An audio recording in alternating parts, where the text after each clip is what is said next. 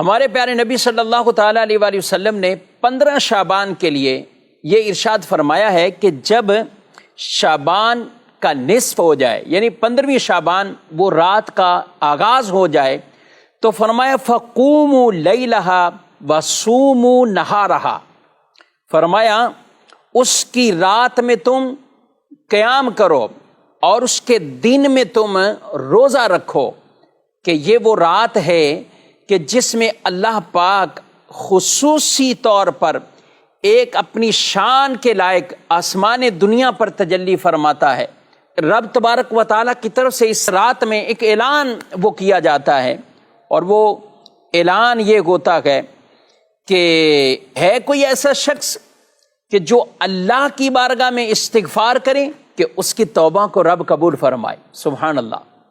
فرمایا ہے کوئی ایسا شخص کہ جو رزق مانگے اسے رزق دیا جائے، ہے کوئی ایسا جو کسی مرض میں مبتلا ہے، کسی آزمائش میں ہے، اللہ اسے عافیت عطا فرمائے۔ فرمایا یہ اعلان ہوتا رہتا ہے یہاں تک کہ طلوع فجر یعنی صبح کا وقت ہو جاتا ہے۔ دوسری روایت میں فرمایا قبیلہ بنی کلب کی بکریوں کے بالوں کی تعداد سے بھی زائد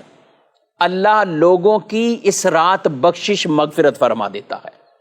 اب ایسی بابرکت شب ہو، بابرکت ایسی رات ہو، آج افسوس سے کہنا پڑتا ہے کہ کچھ ایسی پوسٹیں چلا دیتے ہیں، ایسی تحریریں وائرل کرتے ہیں، کوئی فضیلت اس کی نہیں۔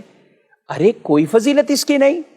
یہ حدیث پاک میں واضح طور پر یہ فرمایا جا رہا ہے، رب تبارک و تعالیٰ کی طرف سے اعلان ہوتے گئے، رزق مانگنے والوں کو رزق دیا جاتا ہے، عافیت دی جاتی ہے، وہاں پہ توبہ قبولیت کی بشارتیں آ رہی ہیں۔ تو اس قدر برکتوں اور رحمتوں والی شب ہے، لوگوں کے رجحان عبادت کی طرف ہوتے ہیں، مسجد کی طرف ہوتے ہیں، آتے ہیں لوگ مسجدوں میں، ایک رونقیں اس طور پر قیام کرنے والے، عبادت کرنے والے، ذکر و اذکار کرنے والے، دین کی باتیں سیکھنے والے، سکھانے والے، یعنی گویا کہ کہیں کہ مسجد کے اندر ایک آبادی کا سلسلہ ہوتا ہے، مسجدیں آباد ہو رہی ہوتی ہیں، لیکن اس کے باوجود کوئی ایسی تحریریں چلا دیتے ہیں، اس کی کوئی حقیقت نہیں ہے۔ اس رات میں عام بھولے بھالے مسلمان بیچارے ان کو پڑھ کر ان کی شاید کیا کیفیت ہوتی ہوں گی، اور میں کہتا ہوں کوئی اپنی کیفیت ایسی نہ بنائے جب آپ علماء کے پیچھے ہیں، علماء آپ کو رہنمائی کر رہے ہیں، اور یہی سلف صالحین کا یہ انداز اور طریقے اور یہ روایات کن کے لیے بیان کی گئی، جس میں بطور خاص رسول اللہ صلی اللہ علیہ وآلہ وسلم نے فَقُومُوا لَيْلَهَا یہ ارشاد فرمایا قیام کرو اس رات میں، اس رات میں تم قیام کرو۔ تو جو آ رہے ہیں، جو پڑھ رہے ہیں، نماز اہتمام کر رہے ہیں، تو وہ نفلی عبادات کی طرف ہی آ رہے ہیں۔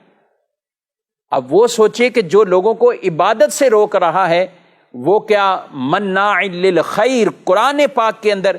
جو کافروں کا طریقہ، اور بالخصوص ولید بن مغیرہ بدبخت آدمی جس کے قرآن پاک میں اس کافر کی کئی برے اعمال کو نشاندہی کیا گیا، اس میں ایک بری صفت کہ یہ خیر سے روکنے والا ہے۔ ایک طرف تو وہ طبقہ شب برات میں جن کے بچے جوان یہ گلیوں میں نکل آتے ہیں اور طرح طرح کے اس رات کے تقدس کو پامال کر رہے ہوتے ہیں، وہ چاہے آتش بازی کے ذریعے کسی اور وجہ سے، بجائے یہ کہ لوگ ان کو منع کریں کہ تم عبادت گزاروں کو اس طرح پریشان نہ کرو، مسجدوں کے پاس بھی یہ کام نہ کرو، محلوں میں بھی یہ کام نہ کرو، لیکن ان کے لیے کوئی کچھ نہ کہے، اور جو عبادت کر رہے ہیں ان کے لیے طرح طرح کی باتیں کریں۔ یہ کیسا انصاف ہے، اور یہ کون سی ایسی لاجک ہے کہ جس میں آپ لوگوں کو دین کے طرف آنے سے تو روک رہے ہیں، لیکن آپ جو دوسری طرف خرافات میں پڑے ہوئے ہیں ان کے لیے آپ کچھ